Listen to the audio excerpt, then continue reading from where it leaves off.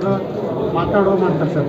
Seriousness ಮೊದಲೇ ನಾನು ನಿನ್ನೆ ದಿವಸ ಯಾವ ಅಧಿಕಾರಿಗಳು ಹೆಂಗೆ ಕಾರ್ ಆಡಿಸ್ಕೊಂಡು ಕೂತಿದ್ರು ಅಂತ ಹೇಳಿಲ್ವಾ? ಅದಕ್ಕೇ ಹೇಳೋದು, ಸ್ವಲ್ಪ ಟೈಮ್ ಕೊಡಿ ಅಂತ ಹೇಳಿದ್ನಲ್ಲ ನಾನು. ಸಚಿವರ ಕಾರ್ಯಕ್ರಮದಲ್ಲಿ ಅಧಿಕಾರಿಗಳು ಸೀರಿಯಸ್ನೆಸ್ ಇಲ್ಲ ಸರ್. ಹೇಳಿ ಅವ್ರು ಯಾರು ಫಿಲ್ಮ್ ನೋಡೋರು ಹೇಳಿ, ಇಲ್ಲೇ ಸಸ್ಪೆಂಡ್ ಮಾಡಿಸ್ತೀನಿ. ನನ್ನ ವಿಟ್ನೆಸ್ ಕೊಟ್ಟಿರ್ತಾನೆ, ಇಲ್ಲೇ ಡಿ ಸಿನೇ ಮಾಡ್ತಾರೆ. ಬಿಡಿ ಅದು ಬಿಡಿ, ಆಮೇಲೆ ಅಲ್ಲಿ ಕೊಟ್ಬಿಡಿ ಅವ್ರು ಡಿ ಸಿ ಅವ್ರಿಗೆ ಕೊಡ. ಮಾಧ್ಯಮ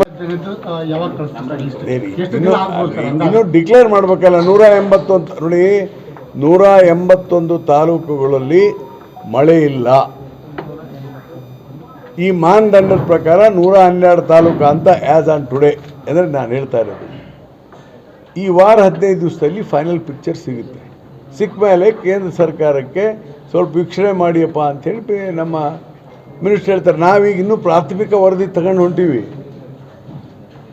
ಈ ಎಲ್ಲ ವರದಿಯನ್ನು ತೆಗೆದುಕೊಂಡ ಮೇಲೆ ಸರ್ಕಾರ ನೀವು ಹೇಳಿದಂಗೆ final report will be ready. ಈಗ ನಾವಿನ್ನೂ ಜಸ್ಟ್ ಬಿಗೇನ್. ಈ ಪ್ರಾಥಮಿಕ ವರದಿ ಹಂತದೊಳಗೆ ಅಷ್ಟೇ ವರದಿ ಮಾಡ್ತಿರೋ ಅಥವಾ ಹೆಂಗೆ ಸರ್? ಇನ್ನೊಂದ್ಸರಿ ಮೀಟಿಂಗ್ ಮಾಡ್ತೀವಿ ಅಂತ ಹೇಳ್ತಾ ಇದ್ದೀನಿ. ಇದೆಲ್ಲದೂ ತಗೊಂಡ್ಬಿಟ್ಟು ಡಿಸ್ಟ್ರಿಕ್ಟ್ನ ಮಾಡ್ತೀನಿ ಅಂತ ಹೇಳಿದ್ನಲ್ಲ ನಾನು. ಅದನ್ನೇ ರೀ ನಾನು ಹೇಳ್ತಾ ಇದ್ದೀನಿ. Interim report will be given. ಒಂದು ವಾರದೊಳಗೆ ಮತ್ತೆ ರೆಡಿ ಮಾಡೋಕ್ಕೆಲ್ಲ ಇದು ಮಾಡೋದು ಬೇಡವಾ? ಇನ್ನೂ ನೀವು ಡಿಕ್ಲೇರ್ ಮಾಡ್ಬೇಕಾದ್ರೆ 15 ದಿವಸ ಬೇಕು. ಯಾವುದು ಕೊಡ್ತಾರೆ, ಅದೆಲ್ಲ ಕೊಡ್ತಾರೆ ರೀ. ಇಟ್ ಟೇಕ್ಸ್ ಎಲ್ಲ ಈಗ ಮಾಡಿ ಕೊಡ್ತಾರೆ. ಒಂದು ವಾರನೂ ಬೇಡವಾ ಸರ್? ಈಗ ಇನ್ನೊಂದು ಸರ್, ಈಗ ನೀವು ಈ ಮೀಟಿಂಗ್ ಮಾಡಿದ್ರೆ ಎಲ್ಲ ಅಧಿಕಾರಿಗಳನ್ನ ಗಮನಿಸಿದಿರಿ, ಸಾಕಷ್ಟು ಸರಿಯಾಗಿ ಉತ್ತರ ಸಿಗಲಿಲ್ಲ ಅಂತ ಹೇಳ್ತಾ ಇದ್ದೀರಿ. ಈಗ ಕೃಷಿ ಇಲಾಖೆ ಆಗಿರ್ಬೋದು, ಮತ್ತೆ ಈಗ ಇಲ್ಲ ಸರಿ ಆಗ್ತಾ ಇದೆ. ಕೃಷಿ ಇಲಾಖೆ ನಿನ್ನೆಗೆ ಇವತ್ತಿಗೆ ಇಂಪ್ರೂವ್ಡ್ ಇದೆ. ಆಯ್ತು ಸರ್, ಆಯ್ತು. ಈಗ ನನ್ನ ಪ್ರಶ್ನೆ ಏನಂದ್ರೆ ಸರ್, ಒಂದೇ ಇಲಾಖೆ ಅಲ್ಲ, ಈಗ ಜಿಲ್ಲಾ ಪಂಚಾಯತ್ ಆಗಿರ್ಬೋದು, ಮತ್ತೆ ರೂರಲ್ ಡೆವಲಪ್ಮೆಂಟ್ ಏನು RDPR ಕುಡಿಯೋ ನೀರಿಂದ ಆಗಿರ್ಬೋದು, ಎಲ್ಲರೂ ಸಾಕಷ್ಟು ಸಮಸ್ಯೆಗಳಿದಾವೆ. ಅವರು ಸರಿಯಾಗಿ ನಿಮಗೆ ಉತ್ತರ ಕೊಟ್ಟಿಲ್ಲ. ಇದಕ್ಕೆ ನೇರ ಹೊಣೆ ಯಾರು ಸರ್? ಕೇವಲ ಆ ಇಲಾಖೆಗೆ ಸಂಬಂಧಪಟ್ಟ ಅವರೇ ಅಲ್ಲ ಸರ್. ಈಗ ಹಿರಿಯ ಅಧಿಕಾರಿಗಳು ಪಾತ್ರ ಇರುತ್ತೆ. ಈಗ ಅದೇ ರೀ, ನೀವು ಅರ್ಥನೇ ಮಾಡ್ತಾ ಇಲ್ಲ. ಅದಕ್ಕೆ ನೋಟಿಸ್ ಕೊಡಪ್ಪ ಅಂತ ಹೇಳಿಲ್ವ ಅವ್ರಿಗೆ? ನೋಟಿಸ್ ಕೊಡಂತ ಹೇಳಿಲ್ವೇನ್ರಿ? ನೋಟಿಸ್ ಕೊಟ್ಟು ಅವ್ರು ಇದ್ರಾಗ ಬರೀಬೇಕು ಹೇಳಿದ್ದೀನಿ. ನಾಳೆ ಅವನಿಗೆ ನೋಟಿಸ್ ಕೊಟ್ಟು CRನಾಗ ಎಂಟ್ರಿ. CR ಅಂದ್ರೆ ಏನು? Confidential report. ಏನ್ರಿ ಜಿಲ್ಲಾಧಿಕಾರಿಗಳೇ? ಕಾನ್ಫಿಡೆನ್ಷಿಯಲ್ ರಿಪೋರ್ಟ್ ಯಾರು ಬರೀತಾರೆ? ಒಂದು CO ಬರೀತಾನೆ. ತಹಸೀಲ್ದಾರ್ ಅಂದ್ರೆ CR ಯಾರು ಬರೀತಾರೆ? ಇವ್ರು ಬರೀತಾರೆ. ಅದಕ್ಕೆ ನಾನೇನು ಹೇಳ್ತೀನಿ, ನಾನು ನೋಟ್ ಹಾಕ್ತೀನಿ. ಇವನು ಕಾನ್ಫಿಡೆನ್ಷಿಯಲ್ ರಿಪೋರ್ಟ್ನಲ್ಲಿ ಇವನು ಸರಿ ಇಲ್ಲ ಅಂತ ಬರಿ ಅಂತ ಹೇಳ್ತೀನಿ ಅಂತ ಹೇಳಿದ್ದೀನಿ. ಇನ್ನೇನು ಹೇಳಿ? ಅದಕ್ಕೆ ಮಾಡ್ತೇನೆ. ಒಂದು next week will talk. Thank you. ಸ್ನೇಹಿತರಿಗೆ ಸ್ವಾಗತವನ್ನು ಮಾಡ್ತೇನೆ. ಈಗ ನನ್ನ ಜೊತೆಗೆ ಜಿಲ್ಲಾಧಿಕಾರಿಗಳಿದ್ದಾರೆ ಮತ್ತು ಇನ್ನಿತರ ಜಿಲ್ಲೆಯ ಅಧಿಕಾರಿಗಳಿದ್ದಾರೆ. ಈಗ ನಿಮಗೆಲ್ಲ ಗೊತ್ತಿದ್ದಂತೆ ಸನ್ಮಾನ್ಯ DK ಶಿವಕುಮಾರ್ ಅವರ ನೇತೃತ್ವದಲ್ಲಿ ಹೊಸ ಸರ್ಕಾರ ಕರ್ನಾಟಕ ರಾಜ್ಯದಲ್ಲಿ ಸ್ಥಾಪನೆಯಾಗಿ ಈಗ ಸುಮಾರು 2 ತಿಂಗಳ 4 ದಿವಸ ಆಯಿತು. ಮತ್ತು ನಾವು ಹೊಸದಾಗಿ ಮಂತ್ರಿಮಂಡಲದ ವಿಸ್ತರಣೆ ಸಂಪೂರ್ಣ ಆಗಿ ಇವತ್ತು 5 ದಿವಸ ಆಯಿತು. ಈಗಾಗಲೇ ಮಾನ್ಯ ಮುಖ್ಯಮಂತ್ರಿಗಳು ಸ್ಪಷ್ಟವಾಗಿ ಎಲ್ಲ ಸಚಿವರಿಗೆ 32 ಮಂದಿ ಮಿನಿಸ್ಟರ್ ಇದ್ದೀವಿ, ಅವ್ರು ಹಿಡ್ಕೊಂಡು 33 ಒಂದು ಖಾಲಿ ಇದೆ.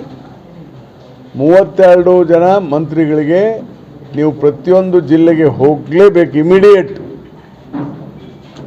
ಹೋಗಿ ಬರ ಪರಿಸ್ಥಿತಿಯನ್ನು ವೀಕ್ಷಣೆ ಮಾಡಿ, ಪರಿಶೀಲನೆ ಮಾಡಿ, ಅವಲೋಕನ ಮಾಡಿ, ಮೀಟಿಂಗ್ ಮಾಡಿ ಮತ್ತು ಒಂದು ಫೀಲ್ಡ್ ವಿಸಿಟ್ ಮಾಡಿ ಅಲ್ಲಿ ಏನು ವಾಸ್ತವಿಕ ಪರಿಸ್ಥಿತಿ ಇದೆ ಅನ್ನೋದನ್ನು ಕೊಡಬೇಕು ಅಂತೇಳಿ ಸಚಿವರಿಗೆ ಹೇಳಿದ್ರಿಂದ, ಎಲ್ಲ ಮಂತ್ರಿಗಳಿಗೆ ಹೇಳಿದ್ರಿಂದ ಈಗ ನಾನು ಗದಗ ಜಿಲ್ಲೆ ಬರ ಪರಿಸ್ಥಿತಿಯ ವೀಕ್ಷಣೆ ಮಾಡುವ ಮತ್ತು ಅವಲೋಕನ ಮಾಡುವ ಇದಕ್ಕೆ ಉಸ್ತುವಾರಿ ಮಂತ್ರಿಯಾಗಿದ್ದೇನೆ. ಅದರಂತೆ ಈಗಾಗಲೇ ನಿನ್ನೆ ಗದಗ ಜಿಲ್ಲಾ ಅಧಿಕಾರಿಗಳ ಕಚೇರಿಯಲ್ಲಿ ಜಿಲ್ಲೆಯ ಚಿತ್ರಣವನ್ನು ತೆಗೆದುಕೊಂಡಿದ್ದೇನೆ. ಸನ್ಮಾನ್ಯ ಹಿರಿಯ ಶಾಸಕರಾದಂಥ HK ಪಾಟೀಲರು, ಲಮಾನಿ ಮತ್ತು ಇನ್ನಿತರ ಶಾಸಕರು ಭಾಗವಹಿಸಿದರು. ಹಲವಾರು ಸಲಹೆಗಳನ್ನು ಅವರು ಕೊಟ್ಟಿದ್ದಾರೆ ಮತ್ತು ನಮ್ಮ ಅಧಿಕಾರಿಗಳು ಕೂಡ ಕೆಲವು ಮಾಹಿತಿಗಳನ್ನು ಕೊಟ್ಟಿದ್ದಾರೆ. ಈಗಾಗಲೇ ಇಡೀ ಜಿಲ್ಲೆಯ ಪರಿಸ್ಥಿತಿ ನರಗುಂದ ತಾಲೂಕು ಒಂದನ್ನು ಬಿಟ್ಟರೆ ಇನ್ನು ಉಳಿದ 6 ತಾಲೂಕುಗಳಲ್ಲಿ ಬರಗಾಲದ ಮಾನದಂಡ ಅಂದರೆ ಬರಗಾಲನ ಸರ್ಕಾರದಿಂದ ಘೋಷಣೆ ಮಾಡಲಿಕ್ಕೆ ಏನು ಮಾನದಂಡ ಇದೆ ಆ ಮಾನದಂಡಕ್ಕೆ ಹತ್ತಿರ ಇದೆ. It can be declared at any time. ಅದಕ್ಕೆ ಹತ್ತಿರ ಇದೆ. ಅದನ್ನು ಸರಿಯಾಗಿ ಅದಕ್ಕೆ ಇನ್ನೂ ಬೇರೆ ಬೇರೆ ಮಾನದಂಡಗಳಿರ್ತದೆ. ಯಾಕಂದರೆ ನಿಮ್ಮ ಜಿಲ್ಲೆಯಲ್ಲಿ average rainfall deficit is 32%. Average ಅಂದರೆ ವಾಡಿಕೆಯ ಮಳೆ ಜಿಲ್ಲೆಯಲ್ಲಿ ಎಷ್ಟಾಗಬೇಕಾಗಿತ್ತು 32% ಕಡಿಮೆ ಇದೆ ಆ್ಯಾವ್ರೇಜ್ ಡಿಸ್ಟ್ರಿಕ್ಟ್. ಅಂದರೆ ನರಗುಂದಲ್ಲಿ 18% ಸರ್ಪ್ಲಸ್ ಇದೆ ನರಗುಂದಲ್ಲಿ. ಆದರೆ ಜಿಲ್ಲಾ ತೊಗೊಂಡಾಗ 32% ಆಗುತ್ತೆ. ಯಾಕಂದರೆ because Gajendragad taluk is highest 47% deficit, followed by Gadag taluk 43%. ಇಲ್ಲಿ ಕೂಡ ಈ ತಾಲೂಕು 29 ಎಷ್ಟು ಹೇಳಿದ್ರಿ 29%. ಇಲ್ಲಿ ಮುಂಡ್ರಿಗೆಯಲ್ಲಿ 31% ಡೆಫಿಸಿಟ್ ಇದೆ. ಅದಕ್ಕೆ ಎಲ್ಲ ಮಾನದಂಡಗಳನ್ನು ರಿವ್ಯೂ ಮಾಡಿದ್ದೇವೆ. ಮತ್ತು ಅದರ ಜೊತೆಗೆ ಬೆಳೆಗಳು, ತೋಟಗಾರಿಕೆ ಬೆಳೆಗಳು ಮತ್ತು ಕೃಷಿ ಬೆಳೆಗಳ ವಿವರಣೆ ಎಷ್ಟು ಬಿತ್ತಿಗೆ ಆಗಿದೆ ಏನಂತ ನೋಡಿದಾಗ ಓವರಾಲ್ ಡಿಸ್ಟ್ರಿಕ್ಟ್ 89% ಆಗಿದೆ. ಇಲ್ಲಿ ಕೂಡ ಅದೇ ಪ್ರಮಾಣದಲ್ಲಿ ಕೆಲವು 91% ಆಗಿದೆ ಇಲ್ಲಿನೂ ಕೂಡ. ಹೀಗಾಗಿ ಈ ಬಿತ್ತನೆ ಆಗಿರುವಂಥ ಬೆಳೆಗಳಲ್ಲಿ ಅದು ಅಗ್ರಿಕಲ್ಚರ್ ಇರ್ಬೋದು, ಹಾರ್ಟಿಕಲ್ಚರ್ ಇರ್ಬೋದು, ಮೋರ್ ದ್ಯಾನ್ 50% ಬೆಳೆಗಳು ಹಾನಿಯಾಗಿದೆ ಅಂಥೇಳಿ ಪ್ರಾಥಮಿಕ ವರದಿಯಲ್ಲಿ ನಮ್ಮ ಕೃಷಿ ಮತ್ತು ತೋಟಗಾರಿಕೆ ಇಲಾಖೆ ಅಧಿಕಾರಿಗಳು 50% ಪ್ಲಸ್ ಅಂದರೆ ಇದು ಪ್ರಾಥಮಿಕ ಹಂತದ ವರದಿ. ಸೊ ಇದನ್ನು ಕಂಪ್ಲೀಟ್ ಮಾಡಲಿಕ್ಕೆ ನಮಗಿನ್ನೂ 15 ದಿವಸ ಕಾಯಬೇಕಾಗುತ್ತೆ. ಯಾಕಂದರೆ ಈಗ ಮಳೆ ಬಂದರೆ ಹೇಗೆ ಅದಕ್ಕೆಲ್ಲ ಮಾನದಂಡ ಇದೆ. ಮಾನದಂಡ ಯಾರು ಮಾಡಿದ್ದಾರೆ? ಕೇಂದ್ರ ಸರ್ಕಾರದ 16ನೇ ಹಣಕಾಸಿನ ಆಯೋಗ, NDRF ಅಂತ ಕರೀತಾರೆ ಅದಕ್ಕೆ, ನ್ಯಾಷನಲ್ ಡಿಸಾಸ್ಟರ್ ರೆಸ್ಪಾನ್ಸ್ ಫಂಡ್. ಅದರ